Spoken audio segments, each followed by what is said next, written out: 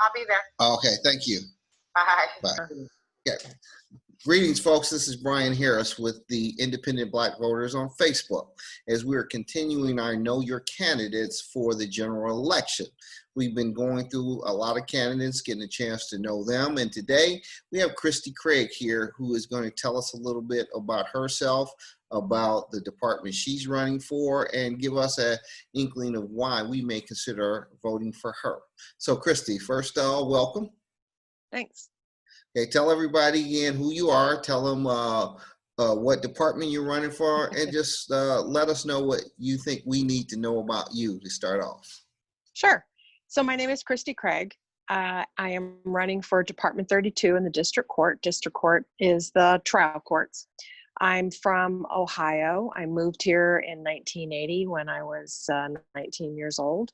I worked as a medical technologist for more than a decade. Decided to go back to college in my late 20s. And then I graduated with a degree in history from UNLV. And my husband said, "What are you going to do with that?" And I said, "That's a really good question." And so I applied to law school. And I went to law school in 1993 when I was 33 years old. I had two kids at the time, two really young kids. They were 5 and 2. And there were no law schools in Las Vegas. And so I had to find a law school that was, that I could commute to, really. So my husband and kids stayed here. My husband did all the heavy lifting while I was in law school in San Diego. I came home on weekends.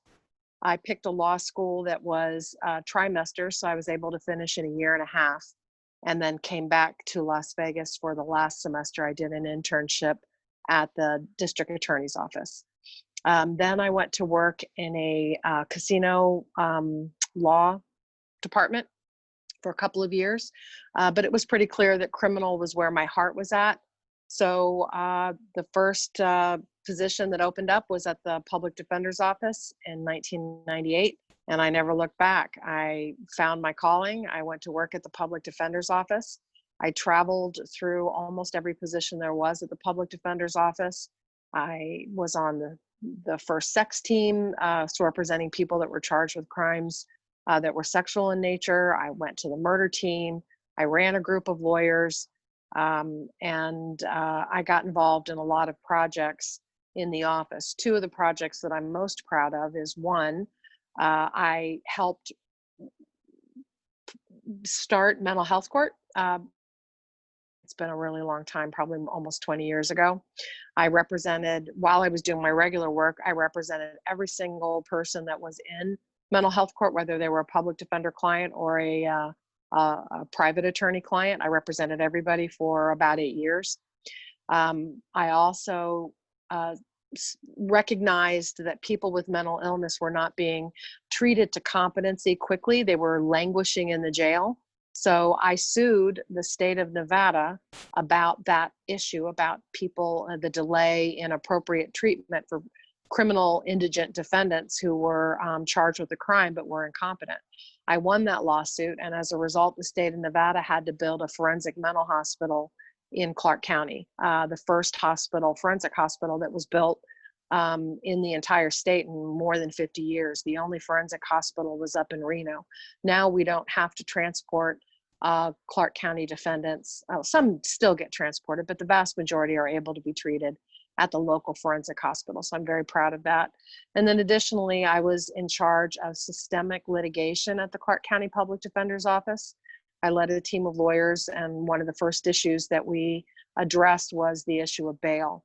We spent 2 years working on that project, and the final culmination was the Valdez-Jimenez decision in April, which changed the way people are held in custody without bail or with high bails they can't afford in Nevada. It no longer allows for people to be detained simply because they're too poor to pay their way out of custody. So I'm very proud of that decision as well. That went into effect in April, and we're still making sure that detentions are held properly and lawfully and follow the Constitution. Too much? Too little? No, no, that was just Okay. perfect. It gives Yay. us a chance I'll to know take you. perfect. And there are a lot of what I'm going to say defenders that are running, and I'm glad to see that because we must have balance. We must have balance. Really, if you want to have equity, if you want to have balanced, you can't just have one side of the coin that are ruling the judgeships and ruling the DAs, etc. So I'm kind of proud of all of the defenders that are coming out right Me now too. and running for office. So now tell me, what do you believe that you believe that you bring to this position that would improve it overall for the average person that is coming in? Just what do you think you bring that will that I think would be noticeable to the average person should they unfortunately have to come into your court? Well, I think there's three things. The first thing, the most practical thing is my experience. District court is the trial court level. That's where trials occur, both civil and criminal.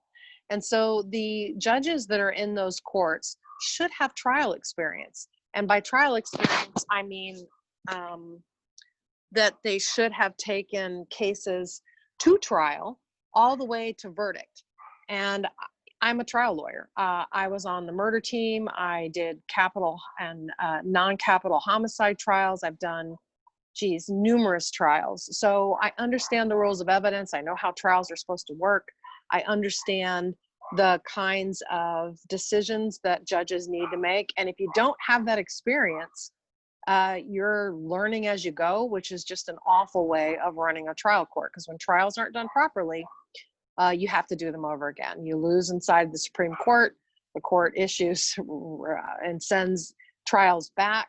So having a judge who's got actual, real, live, legitimate trial experience is a really big deal in the trial courts. So I bring that to the table. More than 22 years worth of actual day in, day out in the court experience. In what is an important part of the work that trial courts, the district courts do. Additionally, I bring trial experience or criminal experience. So right now there are 32 district courts, and of those 32 district courts, there's a very small number of those that are filled with judges who have trial and criminal experience. And most of them were, as you pointed out, prosecutors. So there are very few criminal defense attorneys who actually run and get elected and sit on the bench. And that kind of diversity is important. So I bring that to the table as well. Additionally, I will be willing to work in what I call the back end of the court, which is making sure that the courts are moving forward with digital access to people, making sure that the websites that are available so that the public can go and see what's going on in the courts, making sure those are up to date and staying ahead of the game, making sure that the public has equal and appropriate access to the courts. I'll participate in committees. I think it's really important that as an office or as a district court that we do research into whether or not there is bias on the courts. I think we know from research all across the country that there is both implicit and unconscious bias that impacts people of color and leads to higher sentences. Sometimes that kind of work has to be done not just sort of in another state, but here within our own court system. We have the ability to do it. It just requires the will to pay attention and then issue those statistics. You can work with professors at UNLV who can then look at those numbers and start talking about that implicit and unconscious bias. So, because if people are aware of it, then you're going to pay attention to what it is you're doing when you're doing sentencings, revocations, and I just don't think there's any reason not to do that because the information is available, and we should be paying attention to that. Additionally, then sort of the general part would just be the front of the house kinds of work that a judge is required to do. And that means holding calendars that are on time, that are well run, that that function appropriately with rulings that are done promptly and in writing if necessary. So there's making sure the court works sort of in its day-to-day calendar work, so that the public can come in, the public can watch, that the courtrooms are open and accessible, that the bailiffs and the marshals are not overly aggressive with people who are in the audience, who could just be observers, and with family members. So there's the front of the house, there's the back of the house, participating committees to make sure the 8th Judicial District Court works well, and then just bringing that experience that I have. What I started to say was, of the 32 district courts, the vast majority of them are people who were civil lawyers who have no experience in the criminal arena at all. And we used to have a more balanced bench probably 15 years ago, where there were some judges who had criminal experience and some judges who had civil. And for some reason, it's gone mostly civil.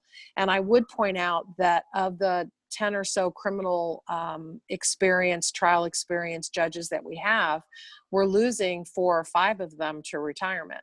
So it's really important to refill the bench with people with that kind of experience. And as a criminal defense attorney who has done capital and non-capital homicide cases, I am what's called Rule 250 qualified. That means that I meet this Nevada Supreme Court's qualifications to represent someone first chair, to lead a capital defense case and represent somebody. If I'm elected, I would be the only judge who is Rule 250 qualified. I would be the only judge who has done a capital case all the way through verdict and met the requirements of the Nevada Supreme Court. And the 8th Judicial District Court does have a team of judges who handle capital and non-capital homicide cases. So it's important to have judges who've got experience in those kind of cases. So I bring all that to the table, and my opponent does not. Well, great. I mean, great answers on a lot of things. I respect a person that doesn't have to be prompted and realizes that we do have implicit biases in our system, and you can't address the problem unless you recognize it's there first. I'm going to go off and ask you, this is personal. This is not Sure. asking you from the judicial bench opinions. Obviously, there's a lot that's going on today in America. There's been kind of an awareness. Some people consider it awareness and the knowledge that we as Americans need to address the issue of systemic racism. We need to understand that even when you look at the judicial system, many of the problems that disproportionately affect the Black community are because of systemic racism, because of the denial of the opportunity for wealth and generational wealth, because of the denial of the opportunity of fair and just equal justice. Because the fact is, most Black people want law and order. We just want just law and order. We want law and order in which we are treated equally. We want with the same compassion and understanding and everything else that should go, because we should not be a country that locks up, whose alternative is to lock up a high percentage of our communities. We should be one that is looking for solutions that are going to benefit the community as a whole. And so give me your opinions, because as I said, there's a whole lot here from the whole Black Lives Matter Sure. issue, and the way some people want to paint it towards what it really is, and the whole thing is systemic racism. So you're on, give me your opinions. These are just your thoughts as a person. Well, I have been married for 35 years and been with my husband almost 40 years. My husband is Black. My 2 daughters are mixed. My stepson is Black. My grandchildren are Black. So I worry about my 2 grandsons. They're 18 and 17. I worry all the time. And I worry about their safety. I worry about their interactions with the police, and they're good boys. They're not kids who get in trouble, but you don't have to get in trouble to have things go poorly. So I think I told you this story the last time we talked. The day my oldest daughter was born in 1988, my husband was driving back to the hospital, and he was stopped by the police driving a company car, his work vehicle. They pulled him out of the car for no apparent reason. They harassed him. They were rude to him. They gave him a ticket for not having plates on the car, which they took the plates off the car, the police, because he was driving a car that wasn't registered to him. I mean, ultimately, it was before I went to law school, but ultimately the charges went away. But well, I mean, we still talk about it today. I mean, it was a painful experience for him, and he's had other experiences that I was never around for, that we've talked about over the years. So it's in my heart. It's something I know. On a personal level, it's something I worry about. Frankly, I'm really happy as my husband gets older and grayer. I think it's less likely that he's going to have problems with the police. But the good news is he's got a criminal lawyer at home. But I do worry about the kids. I worry about how society treats my daughters, because I know that if you look Black, you are Black. And I know that kind of bias is there. I think that on a personal level, all we can do is to speak truth to what's in front of us, and to do that consistently and out loud all the time, and to try to bring attention to it. In my work life, I chose to represent people who are poor and indigent, and most likely persons of color. And so I know what it means to them, and I know how they are treated, and I understand that my work impacts their lives. And so I have it on both ends, but it's very personal to me, and it's something that I worry about all the time. I worry about my new grandson. He's only a year and a half old. What's his life going to be like? I mean, I'm hopeful. I feel like this is different, and I'm not naturally a hopeful person, I think. In fact, my husband and I have a bet about whether or not this will last. I'm afraid. I worry that it won't, but I'm hopeful that it will. This feels different. And it's funny, I agree with you. I hope this is different too. And you understand a lot of the issues that we as Black people have dealt with. I live in Henderson, and my sons, when they were in high school, never did anything wrong, but they were pulled over and they had to be on the ground basically for just driving and living while Black. And until we change these perceptions and deal with it, we'll never be a true America that we want the rest of the world to exalt to want to be like. So it's very important that we have people in like yourselves that are judges that understand the inherent biases, who understand the systemic racism, because we cannot be a country that locks everybody up. We have to be a country that is looking to deal with some of the socioeconomic problems so that we can basically have empty jails versus overrun jails.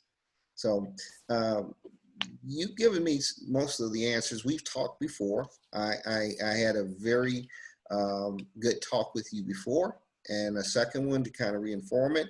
I don't do this very often, Christy, but I'm going to tell you that you will be endorsed by the independent Black voters. Well, that's terrific. I'm grateful that you guys considered me, and I'm thrilled to get the endorsement. It means a lot. Absolutely. We have to have people like yourselves.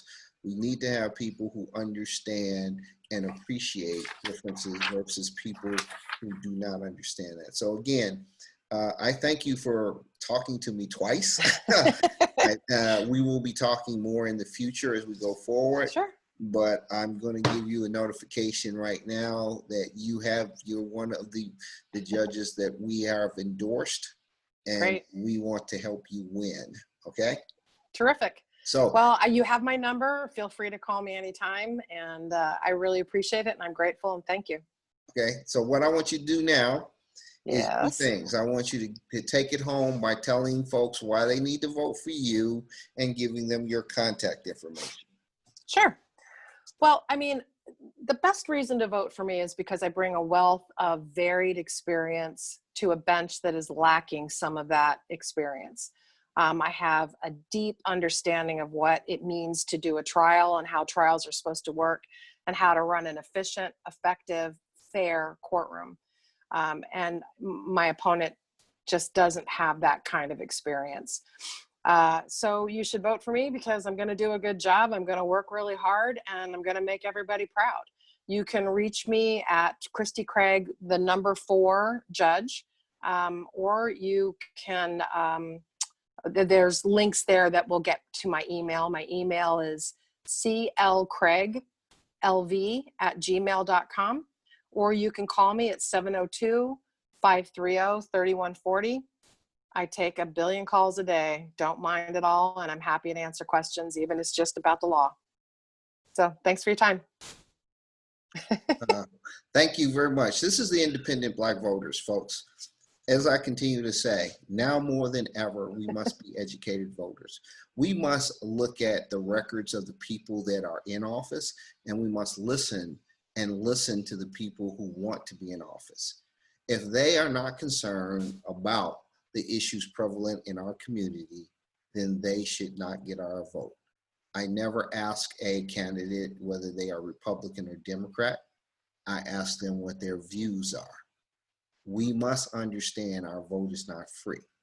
We must understand that anyone that is upset because you have not decided or declared loyalty to both either the Republicans, the Democrats, or the Libertarians, if they're accepted, if they're accepted, then that's their problem. My vote is my vote. My vote is not free. I am nonpartisan. I do not vote a straight ticket. I vote after I discuss, after I vet, and after I get a feel whether that candidate meets the criteria to uplift the Black community. So I implore you, if you look at this, at least share it with 10 friends, but I challenge you to share it with 100. We must get the message out. We must vote. We must get our friends to vote. We must get everyone to vote as educated voters. We can win when we are engaged. So I thank you. This is another of our series of Get to Know Your Candidates. I thank you, Christy. Thank you. I've gotten a chance to really listen to you, and I believe you are the best candidate for our community in this department. So, thank you so much. Appreciate the time. all right, hold on a second, okay? Of course.